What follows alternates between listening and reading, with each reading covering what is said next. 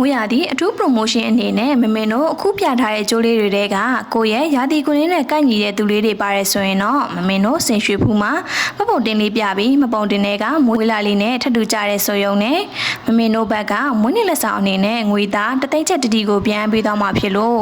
ကိုရဲ့ရာသီကွင်းလေးနဲ့ကိုက်ညီတဲ့ဆိုရင်တော့အမြန်ဆုံးလာရောက်ဝယ်ယူဖို့သတင်းကောင်းလေးပါလိုက်ပါရတော့ချစ်တို့ရေကျိုးလေးကတော့ဩဂတ်23ရက်နေ့ကနေစက်တင်ဘာ22ရက်နေ့အတွင်းမွေးဖွားတဲ့ကန်ရာသီဖွားလေးအတွက်ကျိုးလေးပဲဖြစ်ပါတယ်ရှင်ဒီကျိုးလေးကတော့နိုဝင်ဘာ22ရက်နေ့ကနေဒီဇင်ဘာ21ရက်နေ့အတွင်းမွေးဖွားတဲ့ဓနုရာသီဖွားလေးအတွက်ကျိုးလေးပဲဖြစ်ပါရဲ့ရှင်ဒီကျိုးလေးကတော့ဇွန်လ21ရက်နေ့ကနေဇူလိုင်22ရက်နေ့အတွင်းမွေးဖွားတဲ့ကရကတ်ရာသီဖွားလေးအတွက်ကျိုးလေးပဲဖြစ်ပါရဲ့ရှင်နောက်ဆုံးပြပေးမယ့်ကျိုးလေးကတော့မတ်လ21ရက်နေ့ကနေဧပြီ19ရက်နေ့အတွင်းမွေးဖွားတဲ့မိတ္တရာသီဖွားလေးအတွက်ကျိုးလေးပဲဖြစ်ပါရဲ့ရှင်